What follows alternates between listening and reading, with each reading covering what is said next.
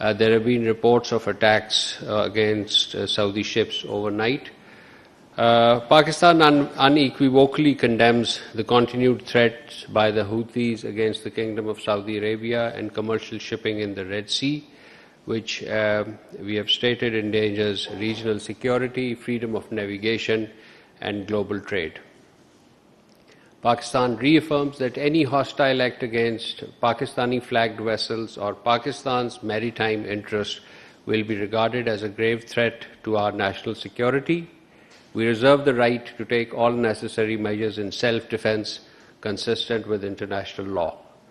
Pakistan remains deeply into the Middle East conflict and reiterates its unwavering support for the kingdom's security, sovereignty, and territorial integrity. We issued a detailed press release yesterday on this subject, which you all covered. Last week, when Saudi Arabia was attacked by these armed groups in Yemen, Pakistan's Prime Minister Shehbaz Sharif made a very eloquent, strong statement.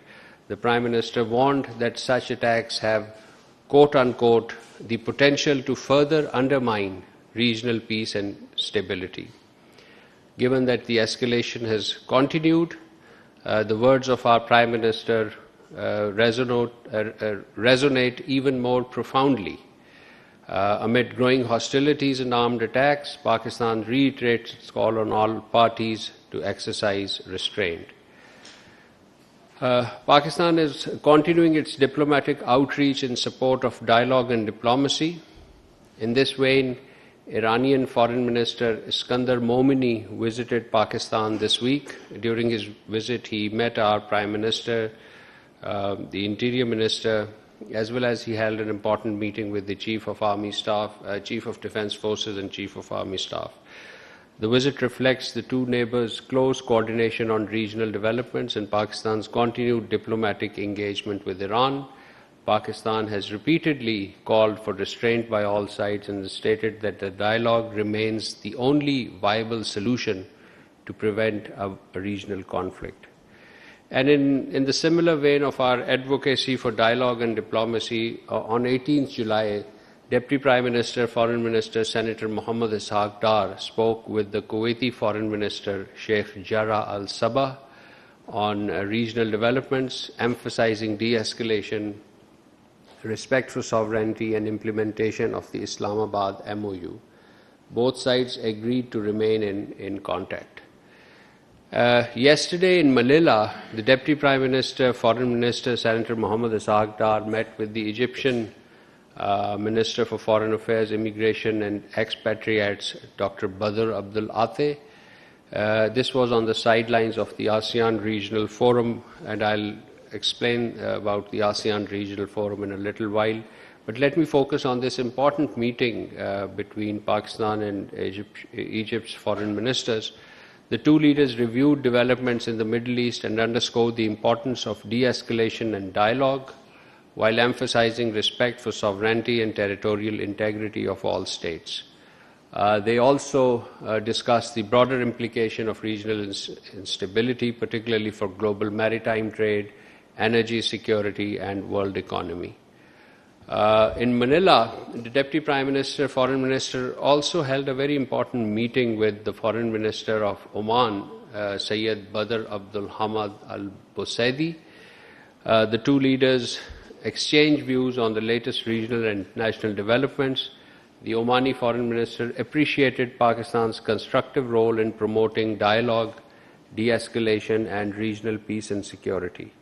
Both sides expressed concern over the recent developments in the region, stressed the importance of upholding ceasefire, respect for international law, and working towards lasting peace and stability.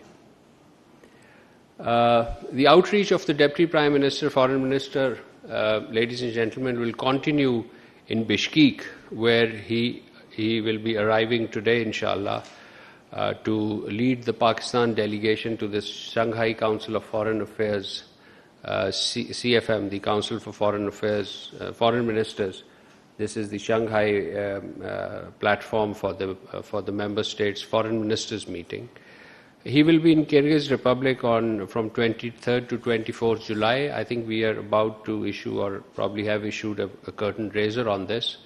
And please do issue if it's not been issued. Let me state that during his visit, the Deputy Prime Minister, Foreign Minister, will call on the President of Kyrgyz Republic and hold a number of bilateral meetings with his counterparts from SCO member states on the sideline of the CFM meeting.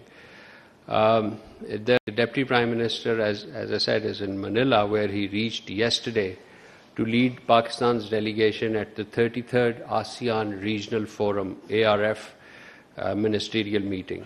Pakistan is an ARF member since 2004. We remain committed to promoting regional peace, stability and cooperation through dialogue, and we remain a partner of ASEAN towards such endeavors.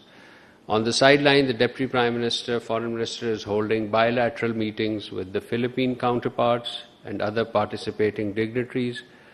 We have been updating you about these meetings, and please do follow our timelines for more such updates, because the Foreign Minister is holding these meetings as we speak in Manila. Yesterday, an important meeting was held in Manila between the Deputy Prime Minister, Foreign Minister, with the Foreign Minister of the Russian Federation, Mr. Sergei Lavrov. The two leaders reviewed the full spectrum of Pakistan-Russia bilateral relations and reaffirmed their commitment to further strengthening cooperation in a wide variety of subjects: trade, energy, connectivity and other key areas, as well as enhancing coordination in multilateral forums. The Deputy Prime Minister, Foreign Minister also met Mr. Khalilur Rahman, the Foreign Minister of Bangladesh and the President-elect of the 81st General Assembly of the United Nations. He will assume charge, I believe, in August or September this year as the President of the General Assembly. The Deputy Prime Minister, while in Manila, also visited the headquarters of the Asian Development Bank, where he met the Director General for Central and West Asia, Mr. Lie Gorez. They discussed the bank's development agenda and its partnership with Pakistan, and appreciated valuable contribution of Pakistani professionals, a number of them who are serving at the Asian Development Bank. Ladies and gentlemen, the Deputy Prime Minister, Foreign Minister, Senator Mohammad Ishaq Dar was in Shanghai earlier this week, last weekend on 16-17 July, to attend the signing ceremony of the establishing World Artificial Intelligence Cooperation Organization, the WICO. The initiative aims to strengthen international cooperation on intelligence governance, research and capacity building. As a founding member of Pakistan, of WICO, we became the founding member by virtue of Deputy Prime Minister's presence in Shanghai. So as a founding member, Pakistan look forward to enhance international cooperation on artificial intelligence, particularly South-South cooperation, to harness artificial intelligence-related technology for sustainable economic development. While in Shanghai, ladies and gentlemen, the Deputy Prime Minister also met with the Chinese Foreign Minister, Mr. Wang Yi. The two leaders discussed the implementation of CPEC, regional connectivity, SCO cooperation, trade, and Pakistan-China strategic partnership. They also reaffirmed Pakistan-China all-weather strategic cooperative partnership through a multifaceted sectoral cooperation.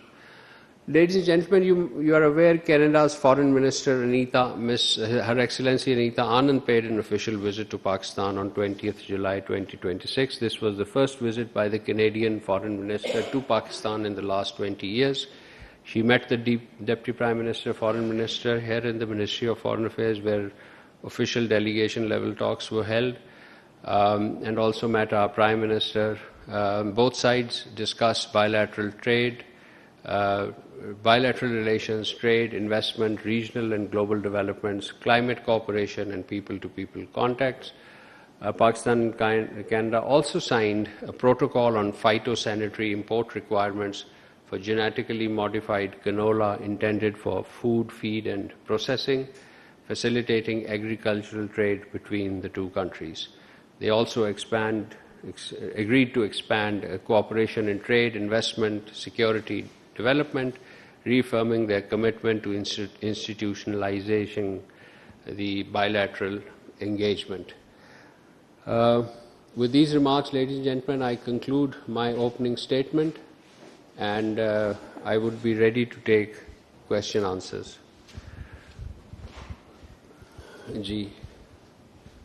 Zishan. Thank you, spokesperson. Many questions, but I'll ask this time just one. The European Union has published fifth GSP report. Generally, it's positive for Pakistan, but it also identifies several areas where the European Union has expects further reforms from Pakistan. So, your comment on it. Thank you. The European Commission has published its biannual GSP monitoring review report for 2023-25. This is a biannual cycle. The overall report covers 60 beneficiary countries. As part of this overall report, the Commission has published individual country assessment reports as well, including one on Pakistan that you mentioned. The assessment is the final monitoring report under the current GSP Plus framework on Pakistan's compliance with the 27 international conventions. So it's the final report, the last of such series.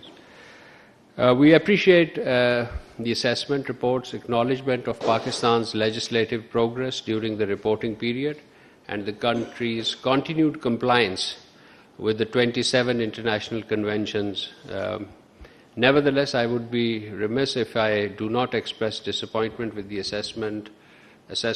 with the report's overall narrative, which does not present a sufficiently balanced picture of Pakistan's performance, understates the breadth of reforms undertaken since Pakistan joined GSP Plus in 2014, and places disproportionate emphasis on the lower than desirable level of progress in certain areas, few areas. GSP Plus remains central to Pakistan's economic relationship with the European Union, supporting exports, employment, women's economic participation, poverty reduction, and broader economic development. It is a mutually beneficial arrangement in that respect. Beyond GSP, Pakistan's EU cooperation extends to development, migration, counterterrorism, regional stability, resilience, climate resilience, connectivity, and many other areas. We will remain constructively engaged with the European Commission and other EU institutions and remain committed to the effective implementation of international conventions underpinning the GSP framework.